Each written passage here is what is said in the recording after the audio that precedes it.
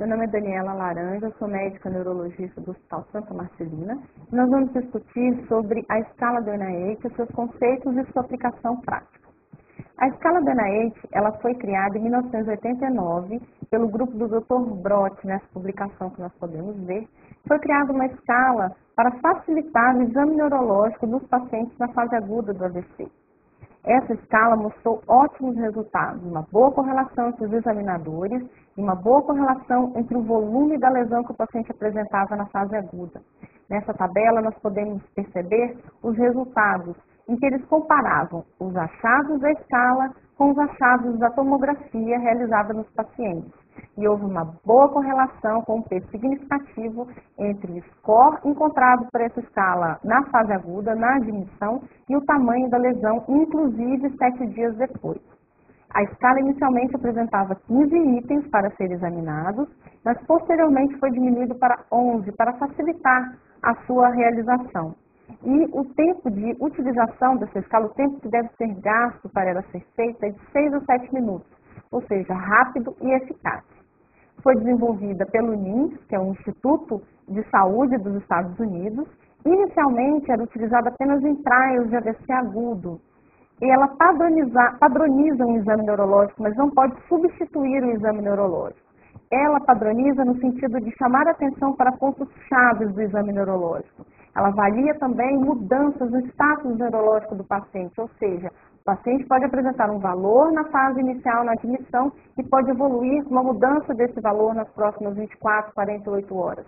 E ela também serve para você avaliar a evolução do paciente. E ela envolve 11 categorias. Varia de 0 a 42 pontos, sendo que 0 é o paciente normal, e quanto maior o número de pontos que esse paciente vai adquirindo, maior o déficit e pior a correlação com o tamanho da lesão.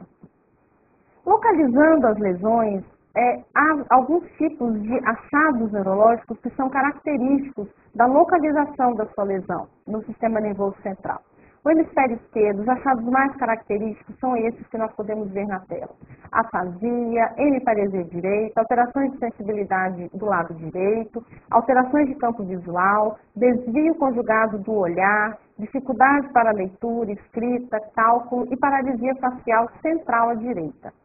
No hemisfério direito, as lesões mais características são as seguintes: negligência, alterações de campos visuais, déficits motores à esquerda e sensitivos também à esquerda, desvio conjugado do olhar, alterações de linguagem, desorientação espacial e paralisia facial periférica esquerda. Tronco e cerebelo apresentam alterações muito características, alterações sensitivas e motoras nos 4 membros, sinais cruzados, ou seja, alteração de nervos cranianos de um lado e alterações motoras e sensitivas do outro lado. Ataxia, alterações de fala, alteração do olhar, nistagmo, amnésia e defeito bilateral de campos visuais. Também pode haver lesões subcorticais ou de tronco, que são caracterizadas como lacunas, que são pequenas lesões, com menos de 15 milímetros de diâmetro, que são caracterizadas por déficit na face, membros ou de um lado do corpo, não apresenta alterações de funções corticais superiores, sensibilidade ou visão, e isso é uma característica muito importante desse tipo de lesão. E agora fazendo o score. Ao se iniciar a fazer o score do NIH, todos os itens devem ser avaliados ao mesmo tempo. Não se pode pular um item e nem trocar. Cada item possui um número correspondente, e isso é o mesmo item no mundo inteiro. Um valor menor do que 4 significa um déficit neurológico minor, pequeno, e um valor maior do que 22 já indica para o médico um déficit neurológico maior, ou seja, um tamanho grande da lesão.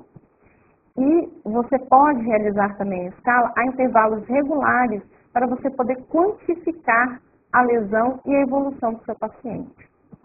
Quais são os itens dessa escala? O primeiro item é o item 1, que é a orientação, em que o neurologista vai avaliar o nível de orientação do paciente, é subdividido em 3 itens: nível de consciência, a idade, o mês e comandos. No nível de consciência, você vai avaliar se o paciente está alerta, se ele desperta com um estímulo verbal, desperta com um estímulo doloroso ou se ele não apresenta resposta. Dependendo do item, dependendo da resposta que o paciente adquirir, apresentar, você pode pontuar de 0 a 3. Em seguida, você pergunta ao paciente a sua idade e o mês. Essas perguntas também são padronizadas mundialmente. Se o paciente responde ambas corretamente, ele ganha 0 pontos. Se ele responde apenas uma de forma correta, 1 ponto. 2 respostas incorretas, ele recebe 2 pontos. 1C, você vai obter comandos desse paciente. Você vai pedir a ele para abrir e fechar os olhos e abrir e fechar a mão que não estiver com déficit. Se o paciente obedecer aos ambos comandos, ele vai ganhar 0 pontos. 1 comando correto, 1 ponto. 2 comandos incorretos, 2 pontos. Motricidade ocular. Neste item, você vai avaliar o movimento horizontal do olhar do paciente. Você vai movimentar o dedo indicador na frente do paciente e pedir que ele acompanhe com os olhos. Se o paciente acompanhar o movimento do seu dedo horizontalmente, bilateralmente, ele vai receber 0 pontos. Se ele apresentar um desvio conjugado do olhar, ele vai apresentar 1 ponto. Mas se esse paciente apresentar um desvio contínuo do olhar, ou seja, ele não acompanha de forma alguma o movimento do seu dedo, ele vai receber 2 pontos. Em seguida, você avalia os campos visuais, fazendo uma campimetria de confrontação, como vocês podem ver na figura seguinte. Você pede ao paciente para tapar um dos olhos e olhar fixamente num ponto. De preferência, como você vai estar de frente para o paciente, você pode pedir que ele olhe para o seu nariz.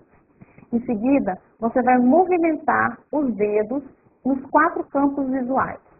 Se o paciente notar a movimentação dos dedos nos 4 campos, ele vai receber 0 pontos. Se ele apresentar uma hemianopsia parcial, 1 ponto.